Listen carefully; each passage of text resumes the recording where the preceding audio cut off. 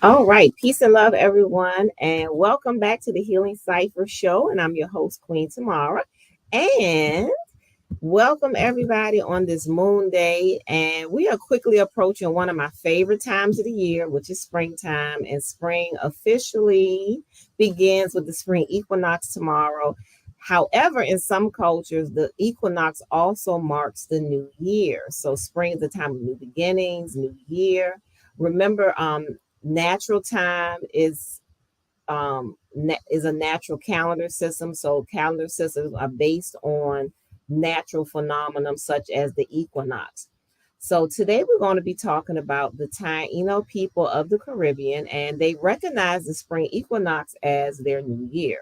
So today we're going to be learning about this very important culture and its observance of the spring equinox. So join me in welcoming my very special guest, Miss Gina Rixturey Robles. Yay! Welcome, welcome. Thank you so much for having me on your show. Thank I'm you for joining very us. happy to share what my knowledge with you. Thank you. I appreciate you. Thank you so much. So please share a little bit about yourself with our listening audience, because this is your first time being on the show. Hi, yeah, I was born in New York. My parents are from the island of Puerto Rico, as what we would call Borinquen, which is the Taino name for it. They came to the States during the 19 late 40s, a big migration that happened. So I'm what Mhm. you would call a diaspora child. I always knew that I was native, or Mhm. we didn't say Taino. My mother never used that word. That was not a word that was known to the people. We called ourselves Indio because India. that's my mother's always told me that we had Indio blood. Mhm. Um, I'm an artist. Mhm. I've been involved in the Taino movement for a long time.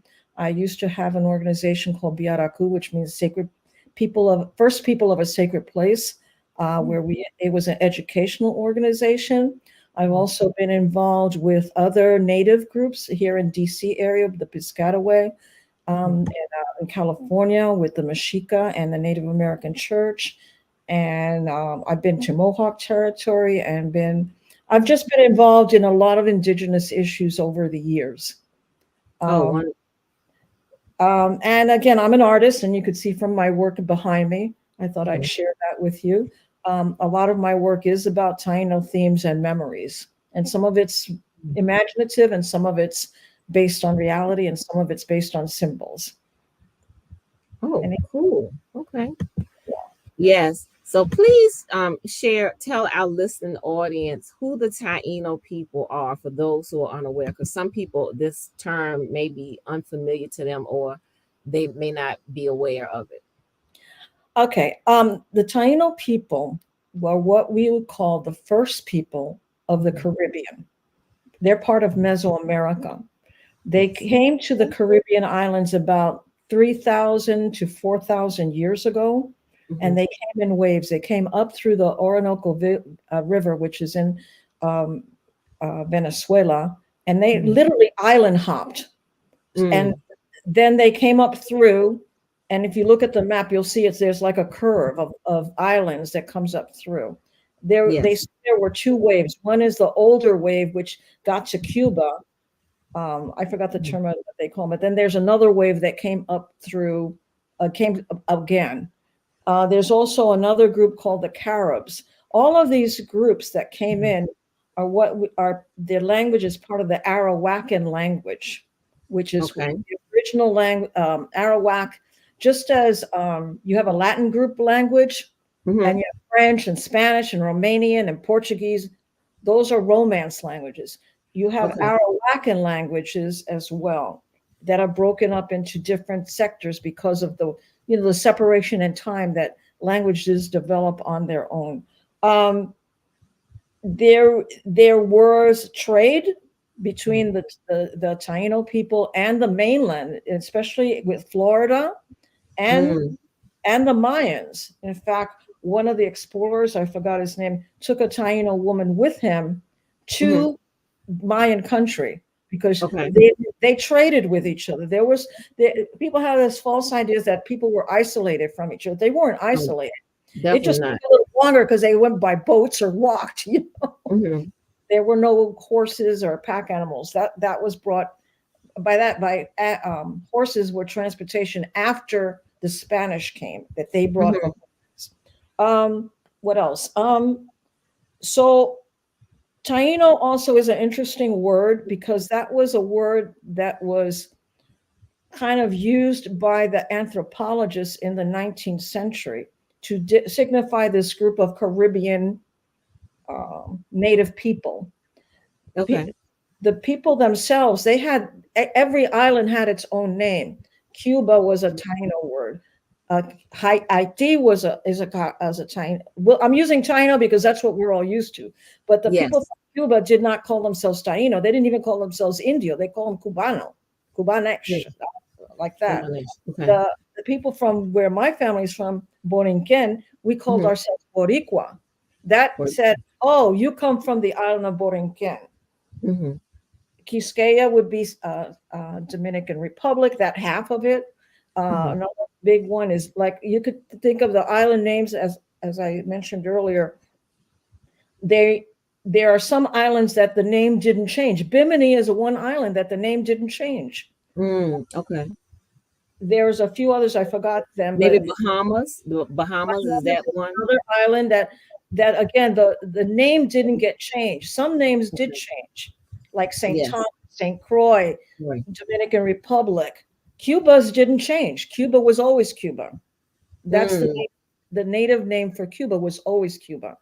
But Hmm. anyway, so when the Spanish came, those lost Spaniards in 1492, Hmm. they landed on a smaller island. They didn't land on the big island. I think I forgot the name of it, but they didn't land on Puerto Rico or Cuba or Jamaica. They landed on one of the smaller islands. And those islanders told them, hey, there's other islands. They could tell that there were other islands. And that's when the, the Columbus started jumping around and going to the other islands. Okay. And so, again, the problem has been was that they brought a lot of disease with them. Diseases, Mm. as you know, if you're isolated on an island, you're not exposing yourself to different kinds of diseases. And Yes. even a common cold, if you're not exposed to it, it could become very strong and make you die. And that's what a lot of people just died from the exposure to these diseases. They say millions of Native Americans, not just on the islands, but all throughout the Americas, North and South Hmm. America, the population got decimated because of the diseases that were brought by the colonizers. Mm.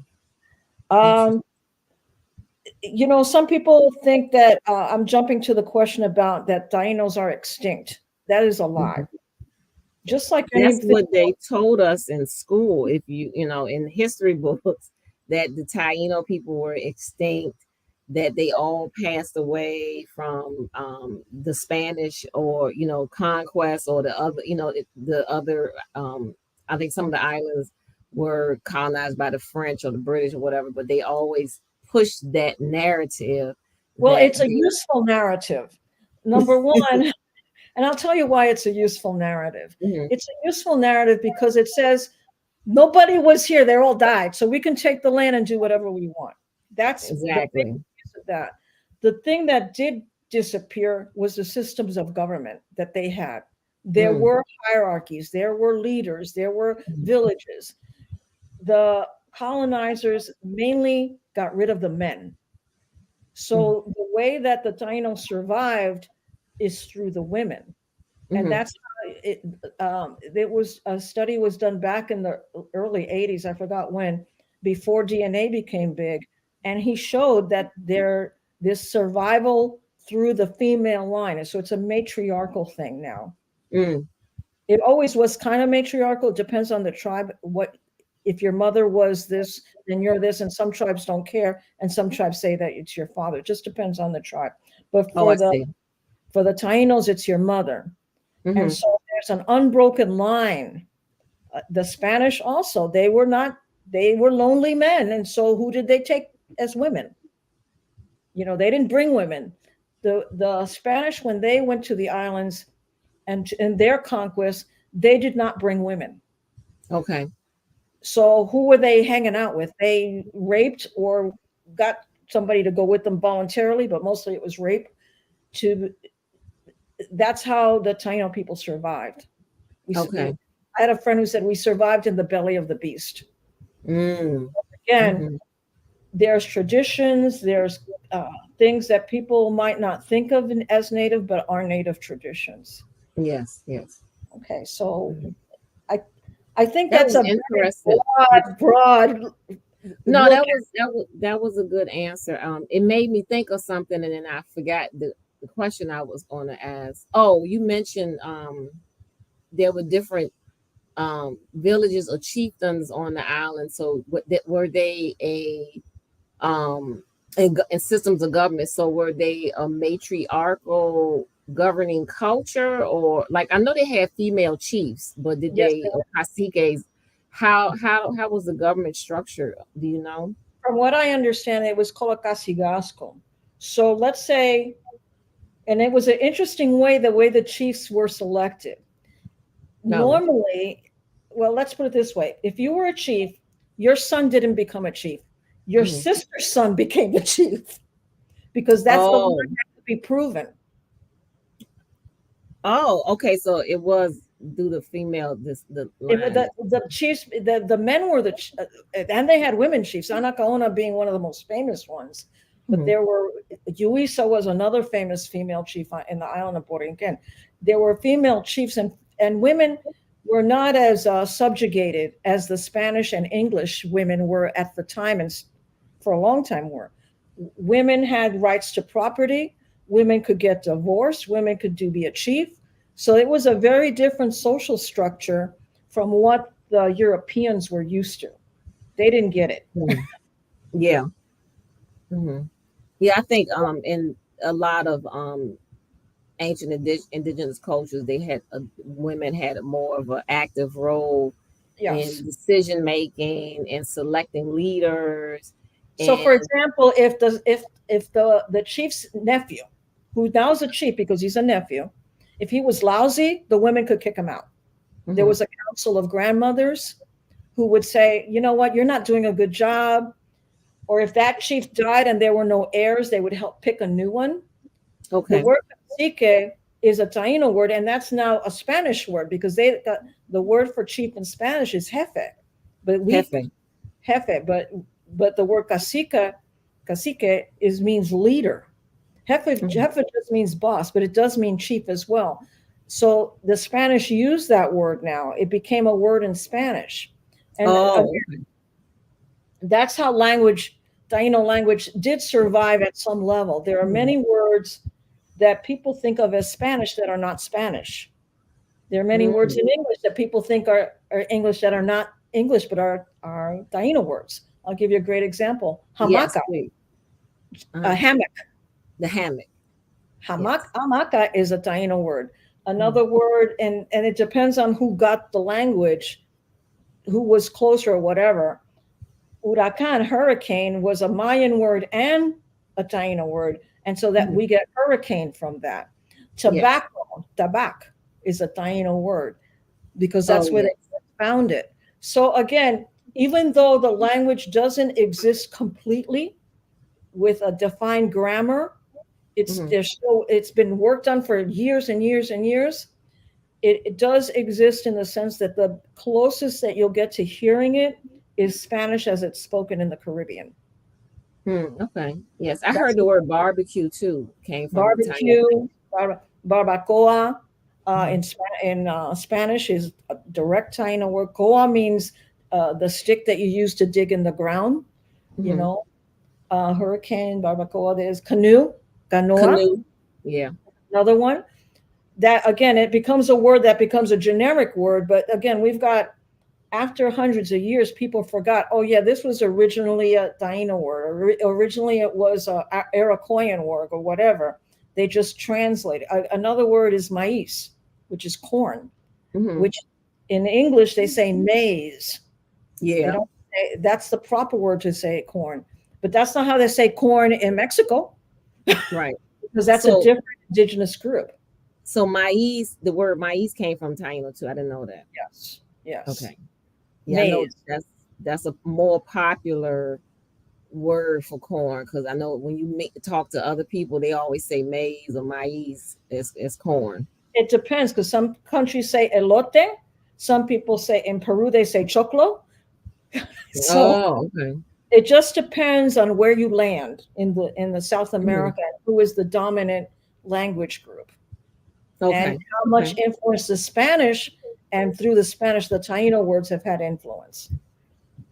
Okay. You know, and again with time words change meaning, words, Yes. so we just know these words because there are some very famous linguists and scholars who came up with dictionaries. I have, you can't see in my closet, but in my bookcase, I have all these dictionaries. The Hmm. problem with those dictionaries, they just have words. They didn't have grammar. I see. Okay. There's one archaeologist did try to come up with grammar, and there's two new books now that have just come out. Again, trying to fill out the language, Mm. and it's doable because I know that the it's a tribe on the in Long Island. I'm sorry, I forgot the name of that tribe, but there's a tribe that had very little words that were able to resuscitate their language. Mm. But at the same time, there's languages that are dying. Cree, Yes. which is spoken in northern Canada, is dying as we Hmm. speak because it's not being used the way it once was. The younger Okay. people aren't learning it. It's like anything. If you don't use it, you lose it. Right. That's right. That's so true. Okay. Well, I know there are groups of people. I've met a few that are working to revitalize and restore the Taino language. So I pray that that continues, that effort continues. Hmm. Hmm. Yeah. So share with us the significance of the spring equinox. Okay, please remember number one that the Caribbean is in the torrid zone. There's no winter. There's the wet and there's the dry. Mm-hmm. Right now in January in from November to May is the dry. But Mm-hmm. they did follow the movements of the stars.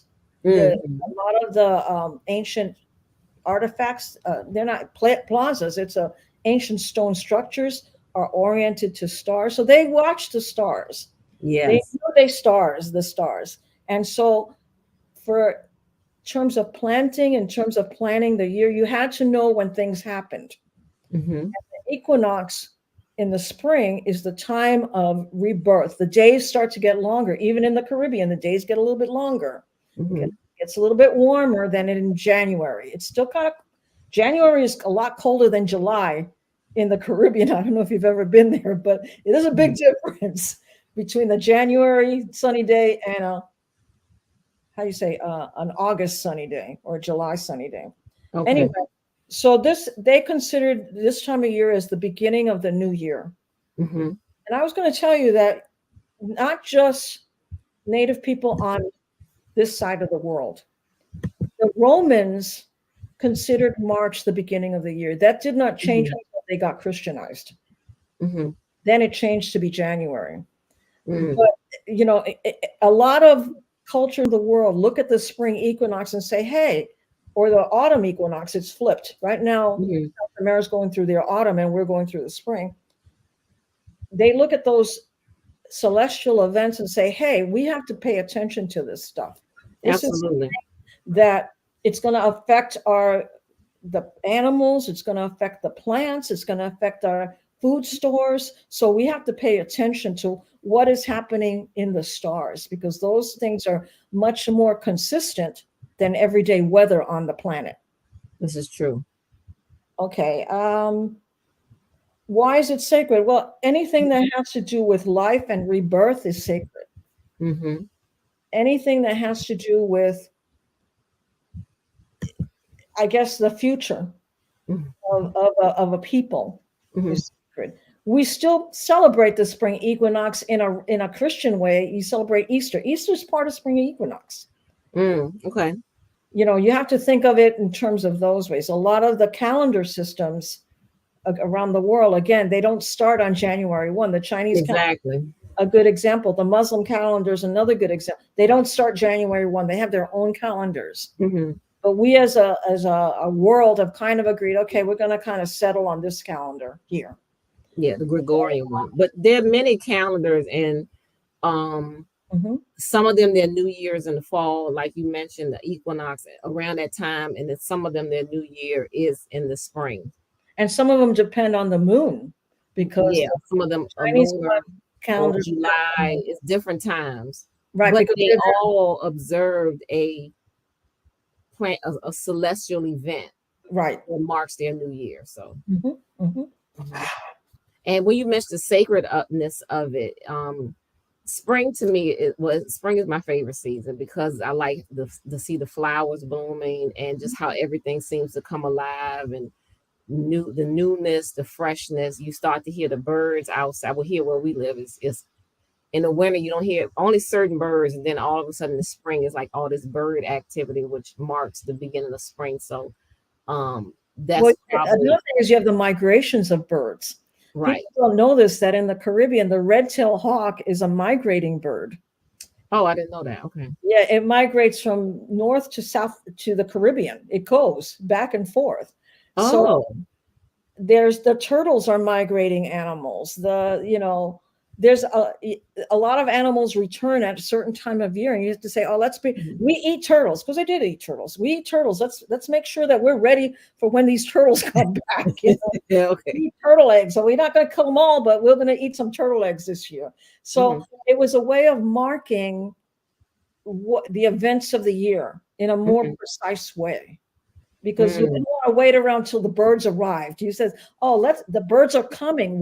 Let's plan." It's a part of a planning issue as well. Okay. And it's also a time for hope. You always have to think of that. In spring, Chief Billy Tyak, who you met, I think. Yes, I know. He would always say this. He would say, animals and the plants and the rocks and the water, they follow their original instructions. So what does that mean? If you're following your original instructions, the bird doesn't decide, hey, this year I don't want to go to the Bahamas. I want to go to Cancun. They don't do that. Right. They don't do that. They follow. They're not going to say, "Oh, I'm not migrating. I'm going to just stay home." I don't want to migrate this year. I like the warmth of New York City. They have the heating over there. Although now with climate change, the migratory patterns are changing. So, but it was a way of hope, saying, yes, things will, maybe we were going through a dry season, but the wet is coming. The spring is coming. Like you say, the flowers are blooming. Different flowers bloom at different times of year, not in the area, you say the jungle. I don't want to say jungle, but the Caribbean, certain flowers don't bloom all the time. You have to wait for them. And certain crops don't bloom all the time. You have to plant them. Literally, you plant them. One of the plants that was very important to the Taino was taro, what we call yucca, which is taro root. And that had to be planted. It wasn't, you had to know when to plant it to get the best crop. What else? Like I said, to me, spring is a time of hope. That the crops will be good, that the animals will be fertile. If we, like chickens, let's say we have some chickens, that the birds will lay their eggs, that the fish will multiply. All of those things are hopeful things. And then as the year progresses in summer, we're seeing the flowering of it.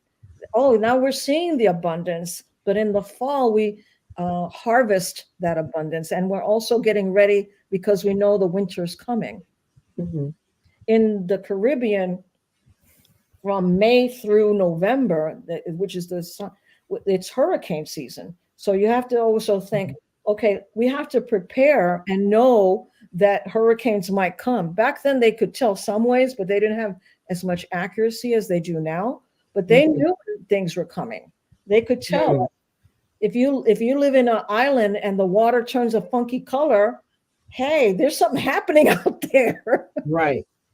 I mean, I've seen it myself when there's a storm out in the Atlantic, the water turns this gray, green, dark color. The waves are stronger. The Yeah, currents. the waves get stronger. I never noticed the change in color.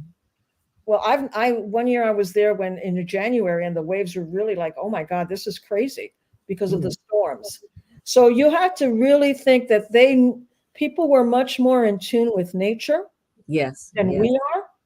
And so they could tell when things were coming. I'll tell you an interesting story. I spent a lot of time up in the mountains in Boriken. And every day around 4 or 5 o'clock, there'd be this noise. And I was asked, I said, what's all that noise? It says, well, the bugs, the insects, and the birds are telling us we better go to sleep. It's going to be dark soon. You didn't need a clock because you knew, like you hear your birds in the morning, they're waking up. You hear them at night and say, or maybe you hear them at night, or maybe you don't. But on the island at 4 o'clock, between 4 and 5, you hear this loud buzzing sound, and then the frogs would come out. You'd start hearing the frogs, so you knew it was going to be sunset, and you knew things. And people were much closer to nature than we are today. They were they considered themselves part of nature. Yes, indeed. Yeah. I mean, we are still part of nature, but we forget it a lot. Yeah. Yeah. We forget that because of our big brains, we are doing things to nature that were never intended to be done. So yes, I agree. I agree.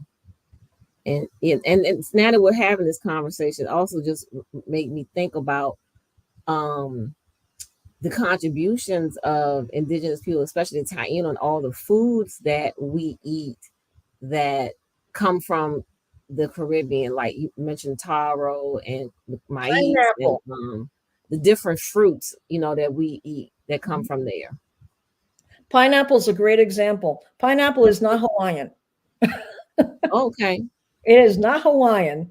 It is indigenous to the Caribbean, and it's called anana. And the French don't say pineapple, they say anana. It depends on who wound up with them. But anyway, if you think about yuca, which is a very much now an African food product, it was brought. Potatoes is very much an Andean from South America. Peanuts, strawberry, watermelon. I could go on and on and on of foods that were not known to the Europeans. You think tomatoes. Tomatoes are not Italian. They're not, a lot of people don't know that. Yeah. Even wheat is not Italian. Wheat is Chinese. So you have to be really conscious of not assuming things, I guess. Yes. And again, back to the sacredness of it, just realize that everything you touch, you give your energy to it, and it gives its energy to you. And that to me is being sacred. That's the definition of sacred to me. The earth gives us so much. Mother Earth is an abundant thing. If you plant let's say you plant tomatoes, from that one seed, you can get 20, 30 tomatoes. Yes, yes. So Mother Earth is telling us, oh man, I'm giving you everything. You don't need anything else. If you take care of me, I will take care of you. Right. Absolutely. So, anyway. Absolutely. What are some things, please share with us some things that you do to observe the new year? Me personally, I have gone to ceremonies, and actually I'm going to one this Saturday at Gabi Tayak, who you met. She's having a ceremony called the Thunders. I live in Maryland, so I'm not on the island. On the island, they do different things, but it's an observance to say, yes, this is something that I'm going to pay attention to. Maybe light a candle, have some water, do a remembrance of things. Pray to the directions. And one of the directions that I always think about is Mother Earth. I say, I thank Mother Earth every day when I take a shower, every day. And I say, thank you for abundance. And thank you for Mother Earth for your generosity. Let me be generous today. You think of the sky, you think of, and the Taino word for didn't have a father sky. We had Yaya, which is the mystery of mysteries. Mm. They had no gender. And Oh, okay. Okay. there were other gods below that had genders like Yukahu and Deminan and Atabei being the feminine and Yukahu being the masculine. But the overarching thing was Yaya, which is the mystery, the great mystery of things. So for the mystery, I always say, thank you for creation. Mm-hmm. And let me be creative today in whatever way I can be. You know, Mm. another direction that I talk to about is the South, because my ancestors come from the South. They're not Northern, they're Southern. So from the South, I thank the ancestors for survival, because that's a big thing. It's just how many generations survived to bring you here. Yes. So I always say, please give us some wisdom. Mm-hmm. You know, not only survival, but wisdom to get through the day and help life to keep going. Absolutely. Absolutely. I think of I every direction for me has a meaning. Oh, definitely. Yes. Like Well, north, that was beautiful what you just shared, how you honor that. I try to every day, but at the spring, again, it's honoring the rebirth, honoring the fact that nature and the universe follows their instructions. Human beings, not so much, Mm-hmm. but we try. Our instructions should be to be kind to one another, to be aware of what we do to the earth and to animals and to life in Mm-hmm.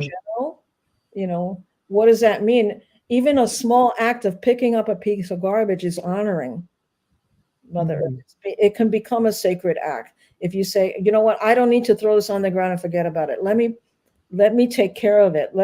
This is just as I take care of my home. The earth is my home too. Mm-hmm. So let me take care of things. Yes, definitely. That to me is all part of sacredness.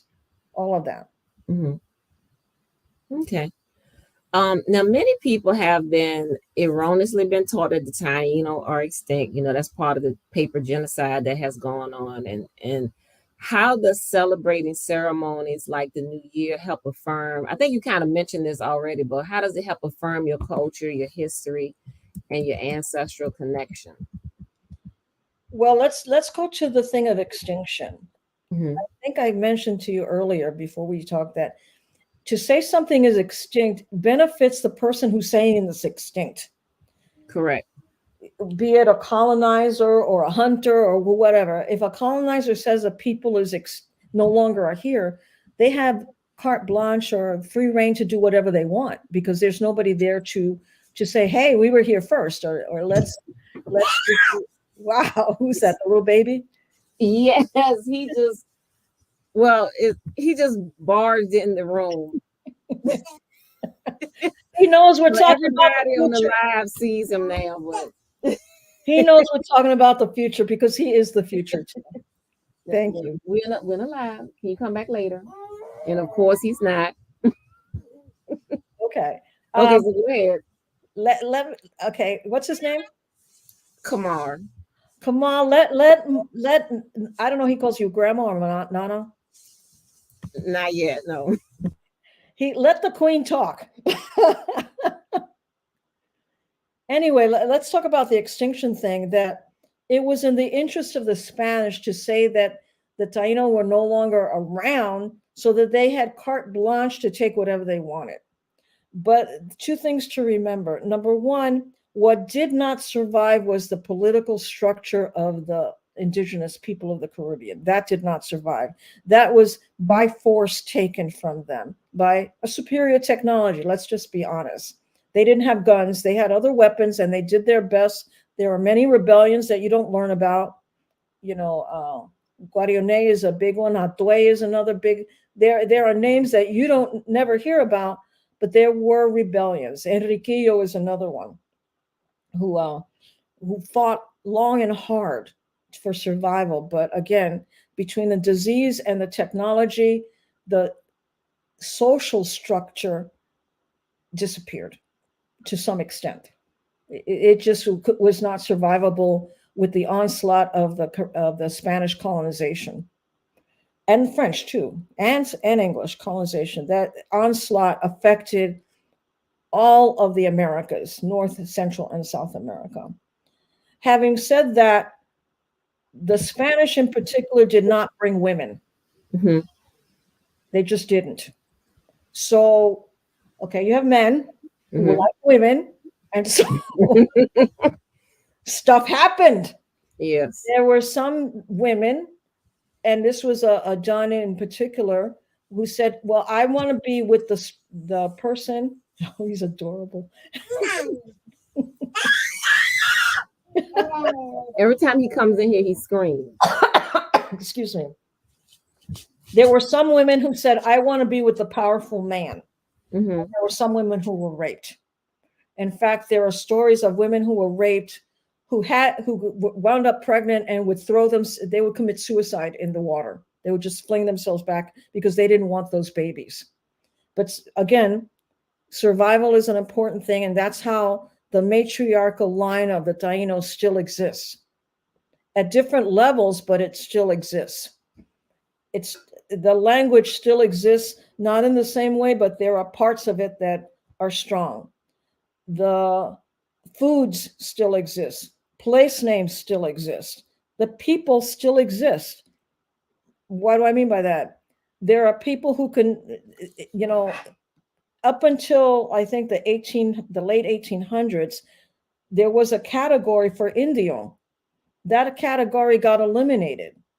When the US invaded Puerto Rico, who was the chief guy? It was General Miles. What was General Miles? He was an Indian fighter. He crushed the Indian, not all of them, but he was one of the people who was trying to eliminate the northern native people in the Americas, General Miles. And so there were places that the name Indio, not Taino, Indio, still resonated. You will find birth certificates with that. You'll find, different things. When people wrote down, they said, "Oh, Indio, not white, not black, but Indio." So there's that. And to support the Taino culture, to honor the Taino culture, to learn more, is to learn your history. To learn that before 1492, there was a history in this continent, a very deep history. And again, the Taino came from the mainland of South America and Florida. They came down too. The Timuca came down from Florida, and the people came up from the Venezuela through the Orinoco Valley river system. There was a history there. They were there for 4,000 years in the islands, not even talking about the mainland. They've recently found tombs of native people more than 15,000 years old. I think that gives a right to say, for the native people of this world, of this hemisphere, to say, we've been here a long time, way before you. Yes. Way before the Europeans. We have a right to be here. We have a right to exist. Mm-hmm. I don't know how much stronger you can say that. And to learn that, again, and it's kind of sad that you don't learn these. One of the reasons that I got involved, when my mother would tell me, "Yeah, we're Indian, we have African, we have white, but we have Indian too." And I would go to my school books. I couldn't find anything. I found nothing. Yes. And so that's been my quest since I was a little girl. I'm talking 6 years old. I'm thinking, okay, where's my story? Where's my family story in all of this? Because it's not taught. It's not even taught on the island per se, on the different islands. You have to dig for it, because that myth of extinction is a useful myth to the colonizer. Yes. You always have to remember that. It's useful to them to say, we came into an empty land. And that wasn't true. It wasn't true at all. Yes. And it wasn't true that everybody died. No, everybody didn't die. You weren't able to kill us all. I think one of the native sayings, we are the seeds from the people that you couldn't kill. Mm-hmm. We're the flowering of that now. Mm-hmm. And I hope that makes sense to you. Oh, absolutely, absolutely. So, let's see. Come to the next question. What are some other ways people can support and honor Taino culture and learn more? I know you said that most of the history that has been taught, it has been from the colonizer, and a lot of that information is misinformation. So, what are some positive ways you suggest? You have to remember we're talking about many countries in the Caribbean. Hmm. For example, right now Haiti is a mess. It's Okay. just a mess. Dominican Republic, it has their own mess, but they're not as bad as Haiti. Hmm. Puerto Rico right now, because of Hurricane Maria, they're having problems, and part of it is the colonization of the Americans. First, we had the Spanish colonizer, then we have the American colonizer, and that still has not ended. U.S. Okay. The island of Borinquen is called what do they call it? A commonwealth, but it's Yes. still controlled by the U.S. Very much controlled. I'll give you a good example. There's a law on the books that say that any boat, any shipment that arrives to the island has to be on a ship bearing American ownership. What Mm. does that mean? So if a ship from, let's say, Africa, wherever that company is, or South America, let's say South America comes up and says, okay, we're going to ship some shoes. Hmm. They have to first go to Florida, change everything to an American boat, and then go to Puerto Rico. That's called the Mm. Jones Act, is one big thing that when Hurricane Maria happened, they let it go for like a whole New York second, 5 minutes maybe, but it's Mhm. back and forth. That's why things cost more over there, because you're double shipping. Oh, You're I see. in the boat. The boats get changed. Hmm. That's just on the in the island of Borinquen, that one little thing. But then we talk about Haiti. We talk about Jamaica has its own issues. Cuba has their own issues. Hmm. You know, in Cuba they have a whole range of stuff that I don't know enough about Cuban culture to say, well, wow, all I do know is that there has been an embargo against Cuba for more than 60 years. And it Yeah. hasn't helped. It hasn't helped anybody. Hasn't helped the Hmm. Cubans, hasn't helped the rest of the world, helps no one. So that's another thing that if you are a political person, you say, hey, let me write somebody and say, okay, can you get rid of the Jones Act? Can we work Hmm. to get rid of the Jones Act? There's another one called Act 22. I forgot it. There's a few of them out there, different laws that limit what people can do and can't do. Hmm. In Haiti right now, I'm not Haitian. All I know is that they're having real problems right now. Yeah. I'm even confused as how to help them with those very deep. They're sliding into, if not already, they're in anarchy. There is no functioning government in Hmm. Haiti right now. I'm not a Haitian, so I'm not. I don't like for a non-Boricua to tell a Boricuas what to do. I don't want to tell Haiti what to do, but I want to help. What can I do to help Haitians? Hmm. What can I do to help?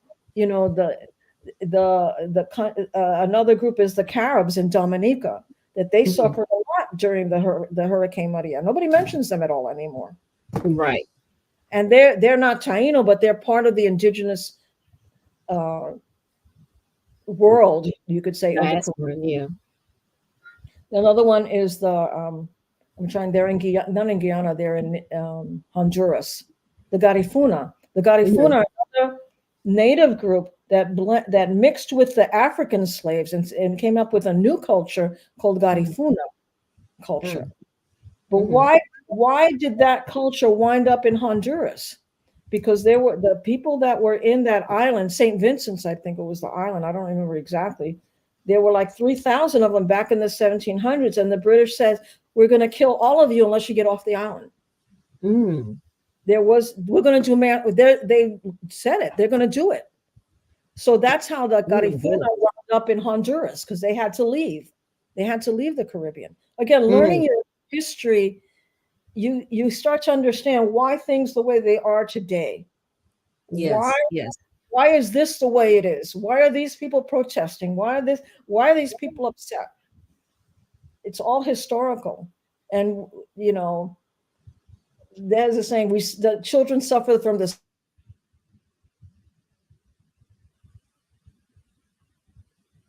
Uh-oh, it froze. Can you still hear us? I just lost you for a minute. Are we almost Yeah, done? for a second it froze. The screen froze. Oh, okay. But anyway, I think to support, you know, you can look, there's different organizations, Mm-hmm. the UN is another organization. They have an indigenous forum that Okay. talks about the Americans. The OAS, the Organization of American States, is another organization that it's here in Washington, D.C., that works with Mm-hmm. indigenous people. There's groups out there all over the place that are trying their best to help people move along and survive. Some of it's basic survival, and some of it's survival of nature. Some of it's, Mm-hmm. it's a complicated thing, but we only can do a small part. But even if you, like I said earlier, if you pick up a little piece of garbage off the floor, you've done something Mm-hmm. rather than nothing. Yes. It's better to do something than nothing.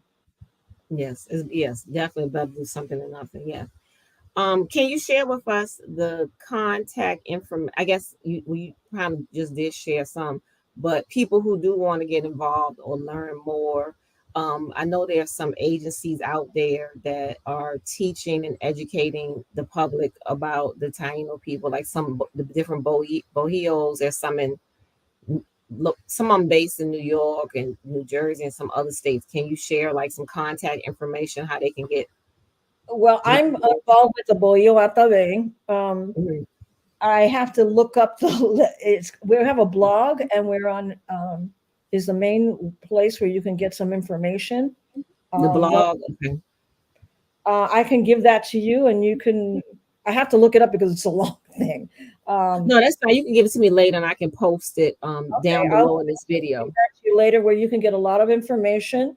And Okay. we are working in different avenues to tell people about the Taino culture.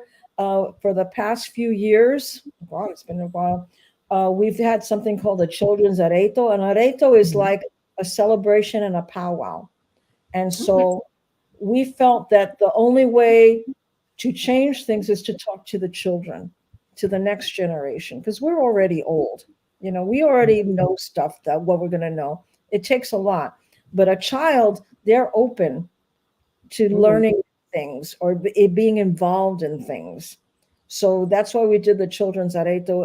It's going to be held again this year. I can't give you the dates because that's still being settled. Okay.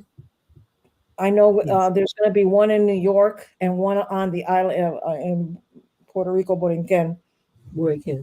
The one in Borinquen is going to be this year or not, but the one in New York, they're still settling on a date for this year. Um, Again, there's a lot of online groups. Some are better than others. I'm not going to say who's bad and who's good. I'm just saying if you look Mhm. at the word Taino, you'll find a lot of stuff. And I would Yes. Okay. say to it's just like anything, be aware of who they are, what they stand for. And one of the things that we have to be careful, and this is all of Native America, this happens to Mhm. everyone, is the selling of sacred ceremonies. A Mhm. ceremony should not be something for sale. Yeah. You can make a donation because somebody had to travel, but they're not asking you, say, your donation must be. Nobody's asking you for that. Mhm. You Mhm. can make a donation if you feel like you can. But nobody should be. I mean, a while back there was people asking for a sweat lodge, you know, $100 to join a sweat lodge. That's ridiculous. That's Mhm. not that. There's a whole thing about being a plastic shaman.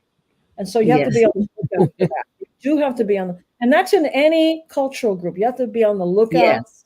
for who's real and who isn't real. This is true. Yes, definitely. And again, look up Taino and you'll find some groups like, okay, I'm not sure about this one, or I'm not sure about that one. Use your intuition and your brain to say, okay, what are they doing? Who are they associated with? Mhm. What what are they requiring of me as a Mhm. member or a participant? What is, look at it in a complete way. And that's one way to support is to I think being knowledgeable helps a lot, a lot. I don't know what else to say. I'm sorry. No, you answered the question fully. You did. Thank you so much. Thank you. All right. Well, thank you so much for joining us and for sharing this information with us, because it is very important to me and to us. And one of the things that I emphasize is being living in harmony with the time and frequency of the earth. And I've had several shows about natural time with several other guests, and we've talked about different meanings with the solstices and the equinoxes and things like that. So this was great to have you here and have this perspective, and just also just to share with people this information, because that false narrative about the extinction is still out there, and many people still believe and think that because that's what's been taught and told for so long. And so it's good to hear that, you know, they're very much alive and very much thriving, and you know that what the sacredness of this time of year and how this is something that is a continuation from the culture. So that's wonderful. And Yeah. thank you for joining us, and I hope to have you as a guest again on some other topics. Well, thank you for letting me share some information with you, and everybody have a wonderful spring. You know, Yes, tomorrow is the big day. Tomorrow's the beginning. It feels like it's already here. oh, the daffodils are blooming, and I love Yes, the yes. flowers come out and the trees come out with their color. And j- again, thank you again. I am just appreciative of you, and I wish you the Appreciate best you. in Yes, this. ma'am. My first time on a chat like this is kind of funky, but hey, we all Hey, learn, we're all doing new things. We're all doing new things. So thank you yes, again. yes. Thank And you so thank much. you. We thank you too. And peace and love, everyone out there. And I hope everyone has a wonderful week and a beautiful and prosperous spring equinox tomorrow. I'll probably be doing a meditation tomorrow as well on that live, and a little talk about the significance of the equinox. But to new beginnings and new year, peace and love, everyone.